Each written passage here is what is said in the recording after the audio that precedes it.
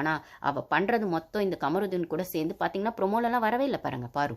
ஏன்னா அங்கே காட்டுறதுக்கு எதுவுமே இல்லை. திருப்பி காட்டினா அவன் ஹக் பண்ணதையோ அவங்க கூட சேர்ந்து எக்ஸசைஸ் பண்ணதையோ அவங்க கூட உட்காந்து பேசினதையோ தான் திருப்பி திருப்பி காட்டணும் போது ஒரு வகையில் காட்டாமல் இருக்கிறதே மேலு தான்.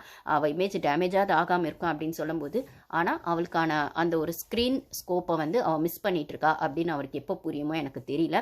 ஸோ டாப் 5ல் அரோரா தான் வரப்போறா. பார்வை சேனல் தூக்க போகிறதுக்கான எல்லா விஷயங்களையும் பண்ணுறதுக்கு இந்த வாரம் ரெடி ஆகிட்டாங்க. அது இன்னைக்கான எபிசோடில் உங்களுக்கு கிளியராக தெரிஞ்சிருக்கும். நம்ம சப்ஸ்கிரைபர் ஒருத்தங்க கேட்டாங்க, யார் டைட்டில் வின்னர் சொல்லுங்க அப்படின்னு.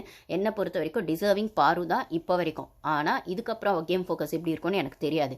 ஆனாலுமே அவளோட கேம் ஃபோக்கஸாக இவங்க சேனல் வந்து ஹைலைட் பண்ணணும்னு நினச்சா கமருதீனை வெளில எடுத்தால் அவள் ஃபோக்கஸ் பேக் டு ஃபார்ம் வரும். அதை கண்டிப்பாக பாரு சேனல் பண்ண மாட்டாங்க. அதை நான் ஆப்வியஸாக நான் சொல்லிடுறேன், ஃபார் ஷூர் சொல்லிடுறேன், சேனல் பண்ண மாட்டாங்க.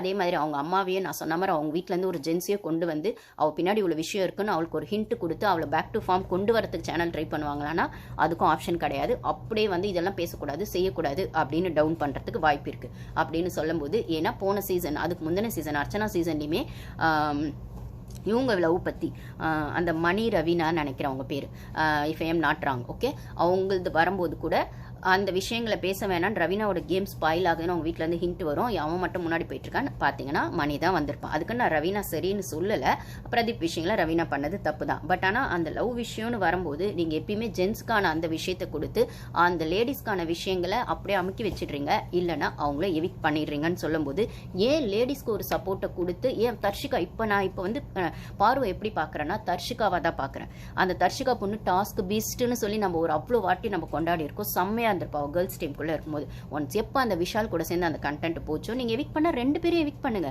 லவ் கண்டென்ட் சரின்னு நான் சொல்ல வரல, இவங்க பண்ணுறதும் சரியில்லை அவங்க பண்ணுறதும் சரியில்லை, அந்த 2 பேருமே எவிக் பண்ணுங்க. ஜென்ஸே அந்த வாரமே ஒரு பனிஷ்மெண்ட் மாதிரி 2 பேருமே ஏதோ ஒரு ரீசன் சொல்லி எவிக் பண்ணுங்க. அதையும் நீங்கள் பண்ண மாட்டீங்க. அந்த பாய்ஸ்க்கு மட்டும் ஒரு ஹைப்பை கொடுத்து கேர்ள்ஸை மட்டும் எவிக் பண்ணி பாய்ஸோட கேமை நீங்கள் ஷைன் பண்ண வைக்கிறீங்க, பாய்ஸோட கேமை வந்து மூவ் ஃபார்வர்ட் பண்ண வைக்கிறீங்க. அது உங்களுக்கு தப்பாக தெரியலையா?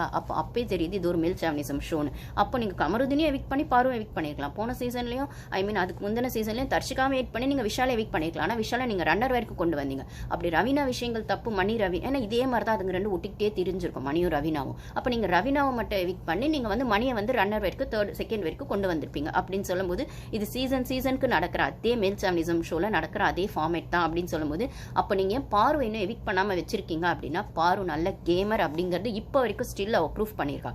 இந்த வாரத்துலேருந்து அவள் கேம் டவுன் ஆயிருக்குன்றது ஆப்வியஸாக நானும் ஒத்துக்கிறேன். அதனால தான் ஓட் ஃபார் பாருன்னு இந்த வாரம் நான் கேட்கல. ஏன்னா அவளுக்கு ஓட் பண்ணுறங்க